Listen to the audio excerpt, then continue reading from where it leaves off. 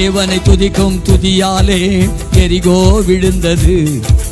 பவுலும் சிலாவும் துதித்த போது சிறையும் அதிர்ந்தது. தேவனை துதிக்கும் துதியாலே எரிகோ விழுந்தது.